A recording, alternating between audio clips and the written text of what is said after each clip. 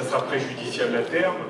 Je peux vous engager à suivre sur une base mensuelle, à suivre le Dow Jones en base mensuelle avec une moyenne mobile exponentielle à 15 périodes, qui passe grosso modo actuellement à 21 400 points, mais qui monte bien sûr tous les mois de façon assez importante. Le jour où on cassera ce niveau, pour moi, en fait, selon mes setups, il y aura vraiment des choses peu sympathiques qui se produiront sur les marchés américains. Alors on peut se poser aussi la question de savoir si la guerre commerciale que mène le président Trump ne va pas faire boomerang à un moment ou à un autre, il ne va pas y avoir une désaffection du monde entier des produits américains, on ne sait jamais, hein, à force de taxer à droite, à gauche, et que finalement aussi les rachats d'actions massifs qu'ont les sociétés américaines qui tiennent artificiellement un peu les cours de bourse et les tirent vers le haut le jour où ça va s'arrêter, et s'il y a un effet boomerang, le rétropédalage peut être très, très sévère. Et on voit en fait aussi que les mentalités sont petit à petit en train de changer. Je lisais un article l'autre jour fort intéressant d'un monsieur qui était professeur à l'université de New York, qui est spécialiste en marketing, qui a créé beaucoup de boîtes aux États-Unis, qui est spécialiste dans les valeurs de haute technologie et qui commence à dire qu'il faudrait démanteler les GAFA parce que ça tétanise toutes les startups, ça limite la créativité des autres startups, sauf bien sûr pour celles qui seront rachetées par les GAFA, et ça renforce l'hégémonie des GAFA. Et il disait comme exemple assez juste, si en 90 le gouvernement américain n'avait pas légiféré sur Microsoft, Google n'existerait pas à ce jour. Donc là, on sent qu'il y a peut-être quelques levée de bouclier de la part de gens qui sont brillants contre les valeurs de haute technologie. Donc on peut se dire que le jour où tout le monde va prendre conscience que tout ça est dangereux, que c'est artificiel, que les injections de liquidités, que l'effet Trump, eh bien moi je le vois clairement sur mes graphiques, enfin surtout en données mensuelles, qu'on est dans une bulle spéculative qui pourra peut-être plus mal finir qu'en 2008. Alors je ne sais pas si ça sera dans 6 mois ou dans 3 ans, j'en sais rien. Mais voilà, on crée, je pense, des monstres à plusieurs têtes et ça sera un peu dangereux à terme. Donc, mais pour le moment, bon, ça tient. Il ne faut pas être trop contrarien, ça c'est vrai, il faut prendre les choses pas à pas. Donc surveiller ce niveau sur le Dow Jones que j'ai évoqué. Et sur le CAC 40, bon, je pense qu'il y a une probabilité non négligeable qu'on évolue entre 4008, 5000 et 5006 dans les prochains mois. Je ne me projette pas au-dessus des 5006. Donc je pense qu'on est sur des niveaux où il faut, à mon sens, alléger les portefeuilles. Voilà l'environnement global, selon Stéphane Sauduteil. Voilà. J'ai été synthétique, hein, j'ai essayé. Ok, alors on va essayer de compléter, de dire peut-être la même chose. Bon, moi j'en ai parlé un petit peu tout à l'heure avec Elliott durant les clubs, etc. Pour le moment, je reste plutôt stable et légèrement haussier sur le CAC, avec une tendance pour aller chercher 5009, mais difficile d'aller, je parle ça sur du très long terme, hein. Là vous avez à l'écran, je vous ai montré un petit peu une décomposition, enfin ma décomposition Elliott. Mettez plein d'Elliotistes dans une seule salle et vous aurez autant de décompositions que d'Elliotistes que vous aurez dans la salle, donc c'est une boutade, mais moi c'est ma vision des choses, et donc a priori depuis le bottom de 2009, là, on fait que remonter tout doucement pour revenir tester pas loin des plus hauts de c'était 2007, mi-2007, aux alentours des 5900, c'était plus. C'était ici exactement 6191, 6200, et c'est ce niveau-là. Donc a priori, on est dans cette espèce de décomposition, et depuis le rebond de début 2016, on est toujours plutôt orienté à monter. Mais on voit que la fin ici, cette fin de mouvement se fait très difficile, on stagne, et si là, sur le long terme, ça paraît assez clair, dès qu'on zoome sur cette zone-là, ça devient très compliqué. Parce que là, on commence à baisser, on commence à remonter, on commence à rebaisser. Il n'y a pas vraiment de tendance claire. Donc après, c'est s'avancer un peu sur la base de ce qui s'est passé dans le passé précédemment, on peut envisager que on devrait envisager un marché qui pourrait aller chercher 5009, et certainement d'ici la fin 2019, mais ça va être difficile, on va essayer, mais bon, c'est plutôt comme ça que ça s'oriente. Pour l'instant, j'ai plutôt cette idée-là. Maintenant, eh ben, c'est vrai qu'à 5005, sous 5005, entre 5004 et 5005, ça stagne, et ça stagne beaucoup. Donc là, vous êtes sur un graphique mensuel. Si on passe sur un graphique hebdomadaire, donc une semaine, vous avez tout de suite, là, je vous dis, depuis, comment ça s'appelle, tout 2018, et même un petit peu avant, en novembre 2017, on a ce mouvement, on n'a pas fait une vraie correction. Ici, on a remonté, on n'a pas réussi, on a juste venu un peu enfoncer, on est re-rentré dans le range, donc on reste quand même dans un gros range. Pour l'instant, le meilleur conseil qu'on devrait donner normalement, si on ne veut pas trop se mouiller, c'est de dire ne faites rien. Enfin, sortez, attendez un petit peu, il n'y a pas de tendance, il n'y a rien. Donc peut-être essayer de vendre les bornes. Donc si ça redescend un peu sur 5000, c'est acheter. Et si ça remonte un peu sur 5006, c'est vendre. Donc restez dans ces bornes avant que ça explose. Et que ça explose pour aller chercher 5009, mais péniblement. Donc la décomposition est comme ça, mais j'exclus pas parce que ce mouvement-là est assez biscornu pour qu'on ait quelque chose qui perdure encore à un petit moment avant d'aller chercher nos 5009. Et c'est pas évident à cause de ce mouvement-là. Donc est-ce que c'est dû? À quoi c'est dû? J'ai pas vraiment d'explication là-dessus. Il y a les acheteurs et les vendeurs ont pas comment ça s'appelle de quoi? De conviction, merci, c'est exactement le mot que je cherchais, de conviction nette, ou à l'achat ou à la vente, ça se distribue, donc ça s'échange les valeurs, ça s'échange les titres les uns entre les autres, tout le monde est à peu près d'accord sur ce niveau-là. Vous savez, quand il y a un mouvement de tendance, j'expliquais tout à l'heure, tout le monde est dans un sens, tout le monde essaye de payer, il y a très peu de gens qui arrivent à en acheter, ça monte très fort. Et puis plus ça monte et moins il y a d'acheteurs et comment ça s'appelle, le flux commence à fondre, à s'essouffler, et il y a de plus en plus de gens qui peuvent devenir, ils ne le font pas forcément, mais qui peuvent revendre et ressortir. Et si jamais ça claque un peu, ils revendent très rapidement. Pour l'instant, tout le monde a un peu la même idée, ça vaut globalement 5004 et puis basta, un peu plus, un peu moins, et ça aussi autour, donc c'est plutôt du oui. Le seul idée, c'est vraiment pour les mois précédents, les années précédentes, le mouvement est plutôt haussier, donc cette zone de consolidation devrait se finir par une sortie vers le haut, mais on voit que c'est pénible. Ça fait un bon moment, parce que si on reprend là vraiment cette zone de consolidation ici, depuis, je dirais, mai 2017, ça fait mai 2017, mai 2018, ça fait un an, et mai 2018 à septembre, ça fait un an et demi. Depuis un an et demi, on stagne globalement dans ce trading range, sans réussir à en sortir. Donc pour l'instant, moi, si vous aviez des actions, je vous dirais sortez, liquidez, mettez-vous en liquide. N'essayez pas d'avoir des actions, n'essayez pas de continuer à avoir des actions. Il n'y a rien pour l'instant, il n'y a pas de tendance. Vous allez gagner quand il va y avoir une tendance, qu'il y a quelque chose qui va se passer. Là, il n'y a rien qui se passe.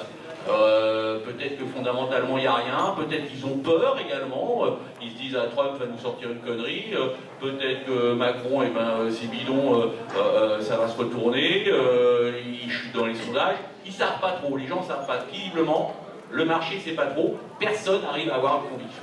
Voilà, un petit peu. Je ne vous ai pas donné beaucoup de conseils, je vous ai dit que pour l'instant ça restait stagnant.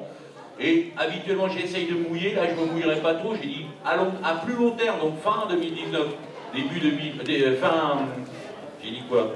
J'ai dit début 2019, pas fin 2019, début 2019 ou un peu après, donc ça devrait pouvoir atteindre 5009. Mais je ne suis pas très convaincu moi non plus de ça, je vais attendre de voir. Là le dernier mouvement là, que j'ai signalé en 4, on voit que c'est une base de correction et on est en train d'essayer de retaper. Et là, on a un peu un signal très intéressant. Si on dépassait les 5005, ça pourrait être très utile et peut-être enfin permettre au marché d'aller chercher les 5009. Voilà un peu l'idée, mais ça se discute, c'est mon opinion et je la partage avec moi-même. Juste avant Jean-Louis, ce qu'il faut bien voir, c'est quand les niveaux sont très bien identifiés, qu'on a une vraie lecture.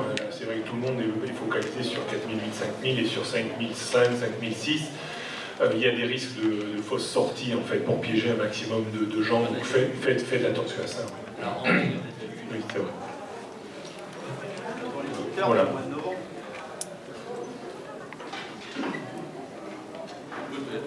Ce qu'on peut observer sur ce marché, c'est la continuité d'ailleurs de ce que je vous disais au mois de mars.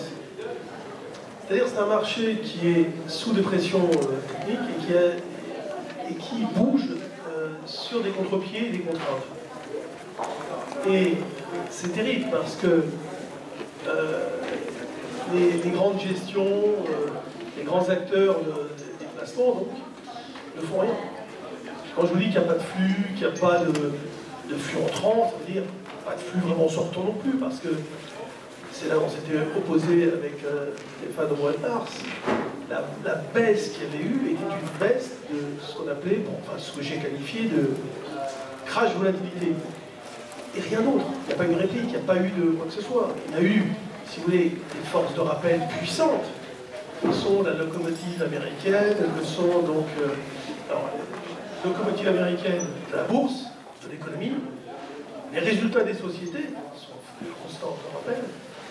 Et ça suffit, si vous voulez, pour que le marché se calme et revienne dans son trading range qu'il n'a pas quitté. Moi, je partirais du principe que les mêmes causes provoqueront les mêmes effets, donc je vais partir de l'idée que je vais continuer d'exploiter cette situation.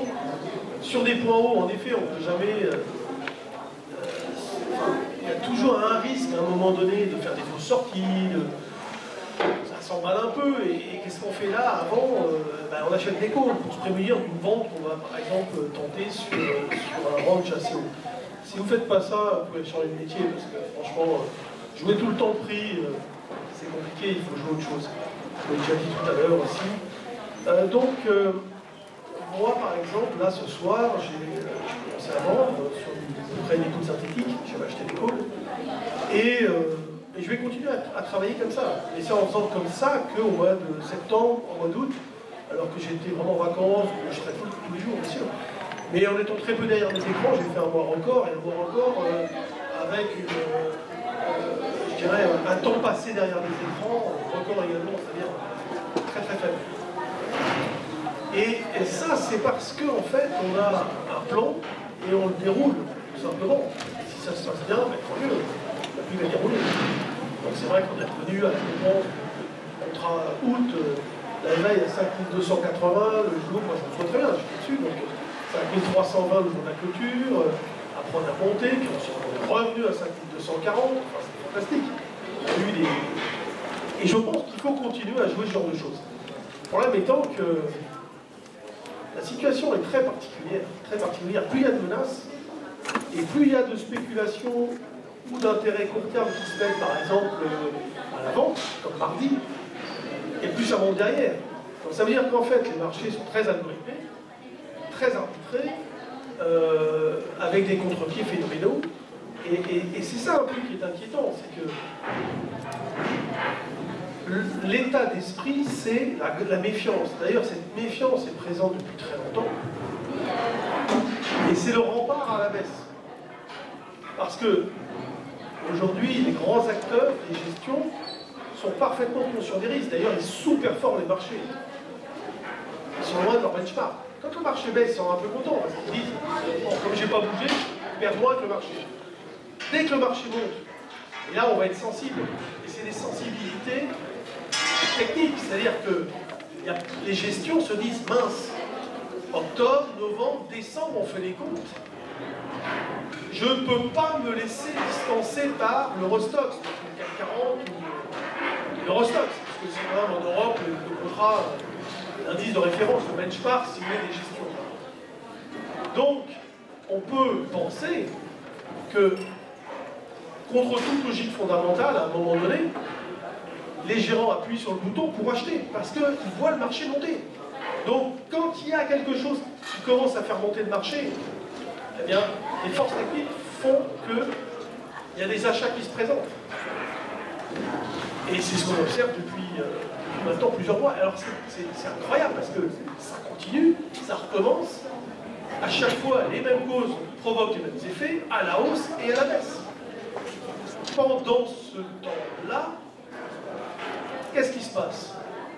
De plus en plus d'acteurs en ont marre et ils commencent par jouer sur les dérivés, les ETF, et évidemment, ils deviennent de plus en plus sélectifs parce que dans ces indices, il n'y a que les grosses valeurs. Pourquoi vous observez une telle divergence entre les valeurs du CAC, déjà entre elles? Parce que les 4 premières représentent 30% d'indice. D'ailleurs, en gros, la première c'est Total, 10% et quelques. Ensuite, Sanofi, 7 et quelques, LVMH, 7 et quelques. Derrière, sur Airbus, 5 et quelques, 6 et quelques. Vous avez déjà plus de 30%. C'est énorme. Déjà dans le CAC, il y a des divergences. Et entre le CAC et les autres valeurs, il y a des gaps phénoménaux. Et vous avez des valeurs qui... Bon, évidemment, après coup, c'est facile, mais dites-vous bien qu'il y a quand même une grosse partie qui est due justement à ces phénomènes que je vous raconte, mais il y a des... Même les Ravet, à un moment donné, elle était bien, et s'est fait massacrer, mais il a eu plein comme ça. Casino, ok, on peut toujours trouver des bonnes raisons, mais quand même, à un moment donné, il y a des limites. D'ailleurs, cette semaine, il y a eu la chasse aux affaires. Ce que je disais sur BFM, c'était on peut mettre de bonnes affaires de côté, parce que est-ce que ce sont des bonnes affaires? On vous a expliqué la semaine d'avant, c'était des mauvaises affaires, il ne fallait pas y toucher. Et tout d'un coup, ils ne savent plus quoi faire. Donc ils vont chercher des valeurs comme ça. Et pour combien de temps? On voit que c'est pas sain. C'est pas sain, et il y a de plus en plus d'argent sur de moins en moins d'actions. Ce qui permet aux indices de tenir et de se nourrir des contre-pieds pour monter. La dernière hausse mardi dernier, c'est le matin, Trump annonce ses taxes et menace de les monter à partir du début janvier au fameux 20%. Donc, le marché baisse, il y a un contre-pied terrible, ça monte. Dans l'après-midi, il se recasse la gueule à 15h, on revient vers 38, 5338. On avait fait 26 le matin, boum, 70, 38, c'est mortel. Et derrière, ça remonte un peu, on finit à 60, et le lendemain, boum, boum, ça monte, et etc. Et en fait, c'est le jeudi après-midi que ça accélère. Fin de séance. Alors qu'il ne se passait rien, on était toujours à 5300, 360, etc. Quand vous observez des mouvements comme ça qui sont extrêmement courts dans le temps, dites-vous bien que ce ne sont pas les gestionnaires. Quand les gestions entrent, c'est régulier. Ça dure toute la journée et plusieurs jours. Les sorties, c'est pareil. Là, en fait, tous les mouvements que vous observez sont des mouvements ultra rapides. Ils durent quelques 30 minutes souvent. C'est super rapide. Avec des vitesses d'extension fortes. Donc, à un moment donné, il n'y a rien qui fait que ça devrait bouger et ça bouge. Donc ces forces à la manœuvre derrière sont des forces techniques. Il faut évidemment regarder de ce côté-là. Et se dire que la situation se dégrade au niveau marché sain. Alors aujourd'hui, on ne risque pas grand-chose encore, parce que on a toujours ces forces de rappel que sont surtout l'économie américaine et la bourse américaine. Toujours l'idée que quand ça va mal dans le monde, l'Amérique d'abord, etc. Et ils vendent tout ce qu'ils ont. Et... Ils le font, il ne faut pas croire, c'est violent, ils n'hésitent pas à le faire. Bon après, il y a toujours des opportunités, mais aujourd'hui la situation se dégrade au niveau fondamental, et plus elle se dégrade fondamentalement, plus il y a de vendeurs, et plus il y a de vendeurs, comme il n'y a pas de flux de marché, plus le marché monte. Donc il faut vraiment réfléchir avec des logiques techniques et non pas les logiques fondamentales. Il faut jouer, je pense, la continuité de ce qu'on observe. Évidemment, c'est toujours impressionnant quand on est sur des points ou des points bas, on se dit « Ah, cette fois-ci, ça va y aller ». Non, parce que en fait, je réanalyserai en temps réel, mais évidemment, j'ai quand même pris le risque de vous dire, quand on est revenu à 5240, je ne voyais pas de vente. Et aujourd'hui, je peux vous dire qu'on est revenu à 5005, mais il y a que dalle. Alors, il y a quelques achats, oui, ok. Alors, c'est très sélectif. Et puis, c'est ciblé. Et moi, quand je participe comme ça à des réunions de gestion, les fonds aujourd'hui, ils s'emmerdent pas. Ils disent, bon allez, qu'est-ce qu'on fait? On va acheter des ETF, on va acheter voilà, des réplicants d'indices, et encore une fois, c'est l'indice, et puis c'est toujours la même chose. Les Les collatéraux de tous ces trucs-là, vous allez voir qu'à un moment donné, ça posera des problèmes. On est en train de reconstruire quelque chose de dangereux.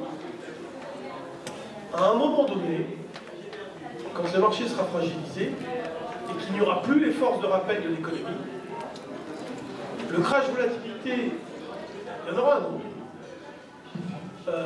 Mais on n'aura pas une baisse de 6-8%. Je pense qu'on aura des baisses, mais il n'y aura pratiquement rien en face, tout le monde ira dans le même sens au même moment et on fera tout de suite du 20 et du 40 derrière. Il faut s'y attendre. Si vous n'utilisez pas des produits de protection, si vous ne montez pas les positions en plusieurs dimensions, ben, vous risquez de perdre beaucoup d'argent. Alors, l'idée de sortir des actions, pourquoi pas? L'idée d'être méfiant, oui, mais on l'est tous méfiants, et ça dure depuis des mois et des mois. On a tous identifié les problèmes. Et là, moi, je vous parle de problème technique, de problème de construction. J'avais ce même langage en 2006, et là, en 2006, je disais, soit c'est moi qui comprends rien, soit ça va mal finir. Mais 2006, c'est loin déjà. Et en 2006, les dérivés étaient montés d'une manière extraordinaire, montés en puissance d'une manière extraordinaire. Parce qu'entre 98, il se passait encore. C'est le début des marchés électroniques, c'est 98 pour les dérivés futurs, pour les produits futurs. Donc 98-99, il y a eu la première bulle TLT, etc. Ça s'est dégonflé. Le grand lessivage de 2003, de mars 2003, on est tombé à 2450. Après c'est reparti, et là, il y a eu une explosion. Bon voilà, moi ce que je décèle dans ce marché, c'est de nombreux signaux d'alerte, complètement contrôlés aujourd'hui. On a besoin d'un déclencheur, il n'y en a pas, et il n'y en a pas en vue. La volatilité implicite est à 10. Quand on sera à 8, on se posera des questions, mais si on se projette sur un 5006 de l'indice CAC 40, aujourd'hui, on price à 5006 une vol à 8. Donc 8 de vol. Quand on était en décembre l'année dernière, j'ai dit à plusieurs reprises, il va y avoir un pépin, il va y avoir un crash de vol, etc. C'était obligatoire. Parce que quand les gens ne savent plus comment gagner de l'argent en bourse, ils vendent de la vol, ils vendent des puts, ils vendent des calls, ils vendent. Le problème, c'est que dès que ça décale, c'est un bain de sang. C'est pour ça qu'il y a des fonds qui ont perdu 80%. 80%. Alors évidemment, vous, ça ne vous a pas marqué parce que vous avez plutôt peut-être des fonds très différents que les fonds américains, que ceux qui étaient chez Crédit Suisse, etc. Mais le nombre de fonds qui se sont fait défoncer, 80% de pertes. Là-dedans, il y avait plusieurs milliards. Il y aura ça, mais pas encore. Donc moi, je pense qu'il faut avoir une attitude en effet extrêmement prudente, mais surtout une approche avec cette idée de fond. Je ne suis pas en train de vous dire que ça va s'écrouler demain matin. Non. Mais on manque de visibilité et tous les phénomènes de construction envoient des... Moi, je vous dis, moi qui suis un spécialiste un peu des constructions de marché, de voir, il y a des warnings qui s'allument de tous les côtés. Il y a de plus en plus d'algo. Alors, on dit, oui, on sait que c'est puissant, mais vous n'imaginez pas à quel point. Vous n'imaginez pas. Même moi, j'ai du mal. L'univers, c'est grand. Et grand comment? Imaginez? Ben, c'est pareil. Alors, évidemment, c'est un peu poussé le bouchon, mais c'est énorme. Et on a du mal à s'imaginer la puissance que ça peut avoir. Et il y a beaucoup d'argent, si vous voulez. Vous savez ça. On dit l'argent de la finance est 100 fois, 1000 fois supérieur à l'argent de l'économie réelle. De plus, avec tous les QE qu'il y a eu, toute cette planche à billets, etc.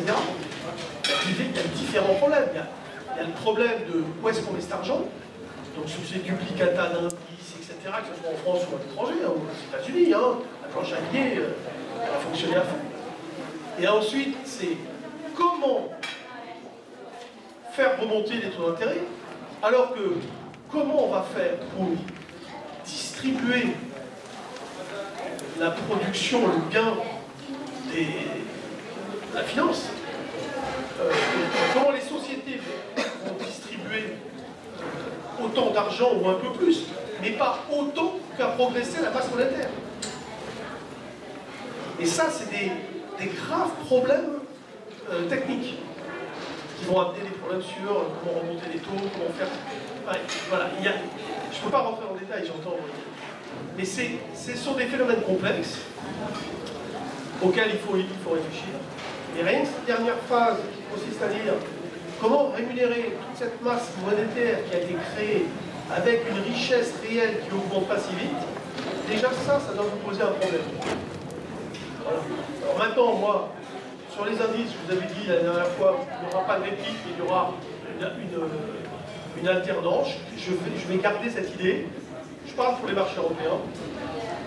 La menace de Trump va reprendre peut-être en fin d'année, quand on va s'approcher de la deadline de la remontée des sanctions à 20%, etc. On va être freiné par ça, je pense. Donc tout va dans le sens de freiner. Enfin, je sais que le marché peut aller à 5,6. Je ne dis pas qu'il ne peut pas y aller. Mais tout ce que moi je vais faire, c'est non, il n'ira pas à 5,6. Et s'il y va, je ne veux pas l'emmerder, je ne veux pas être embêté.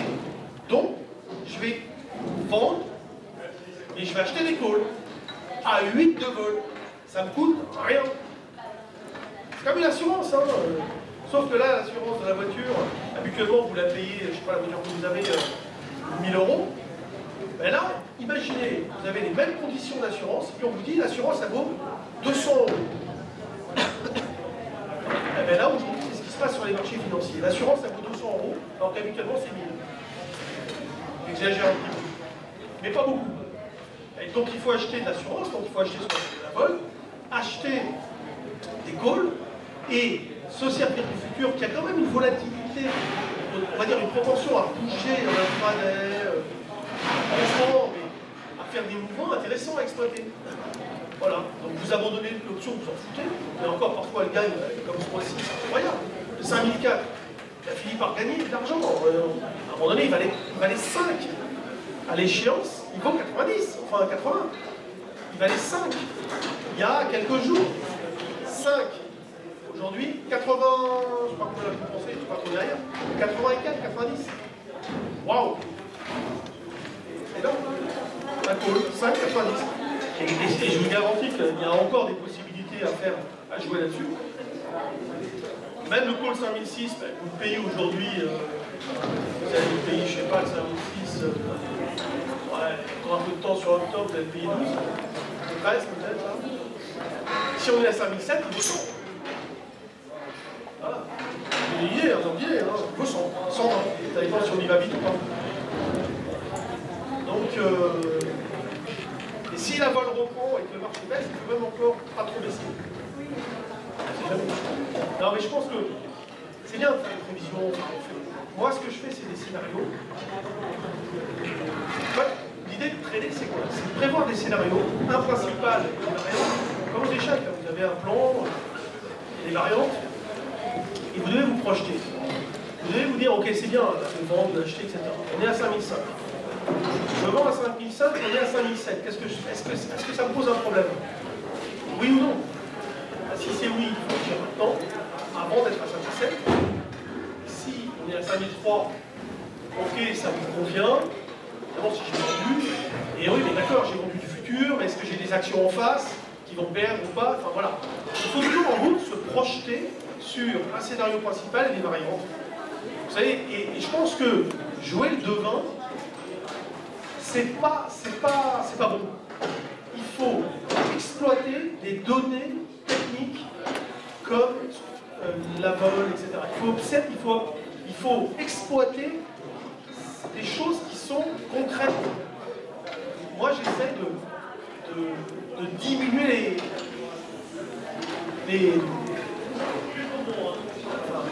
les inconnus au maximum, comme dans une équation. On va commencer à essayer de résoudre d'une manière simple quelques inconnus, qui iraient à un moment donné dans un problème global, et puis on va arriver à une équation plus simple et à une solution. Mais là, c'est un peu grave. Voilà. Il faut travailler comme ça. Pas trop se dire on va aller à 6 000, on va aller à 5 000. Je pense que c'est pas comme ça qu'il faut faire. Merci Jean-Louis. Alors, comme chaque année, vous savez, ou à chaque fois, au salon de trading, le salon de l'analyse technique, tu y arrives, on essaye de faire voter un petit peu tout le monde. Alors, ma question va être simple. Vous êtes obligés de voter quand même. Hein. Donc, ça ne vous engage à rien, mais dites franchement ce que vous pensez. Dans les 3 prochains mois, vous pensez que le CAC sera haussier ou baissier? Alors, ceux qui pensent que le CAC sera haussier, c'est-à-dire plus haut qu'actuellement, évidemment, levez la main dans les 3 prochains mois. Un instant. D'accord. Ceux qui pensent que le CAC sera baissier dans les 3 prochains mois, lève la main. Ouais, 50-50. 50-50. J'essaye d'avoir, ce qui est intéressant, c'est si on a un surconsensus dans un sens, comme je vous dis, et ça peut donner vraiment une indication vraiment très intéressante. Là, il n'y a pas de surconsensus, a priori, vous semblez être 50-50. Donc, pardon? Bah, les gens ne sont pas vraiment investis sur le marché américain, donc ils peuvent avoir un sentiment. Mais étant donné que le sentiment n'inclut pas que tu sois en position, c'est pas tout à fait la même réflexion que tu peux avoir. Tu peux demander sur le marché américain. Alors on va faire aussi, puisque Stéphane ça l'intéresse, ceux qui pensent que d'ici 3 mois le marché américain sera plus haut. Ceux qui pensent que le marché américain sera plus bas. Ouais, c'est pareil, 50-50. Un peu plus. Donc a priori, dans ces 50-50, c'est la poursuite de la tendance. Dans le cas du marché américain, c'est plutôt haussier, surtout qu'il revient de taper, c'est plus haut. Dans le cas du marché français, sur le CAC, c'est plutôt stagnant. Donc il aurait tendance à dire, d'ici 3 mois, il sera encore stagnant. On va voir, etc. Voilà, et c'est comme ça que se termine le salon. J'étais content de vous retrouver et je vous donne rendez-vous dans 6 mois. Au 20e édition anniversaire du salon de l'analyse technique. Ça fera 20 ans qu'on l'a créé, enfin, ça sera la 20e édition anniversaire et on essaiera de la faire dans un lieu adéquat en essayant d'inviter toutes les stars qui sont venues jusqu'à présent. Voilà, merci, rentrez bien et bon week-end.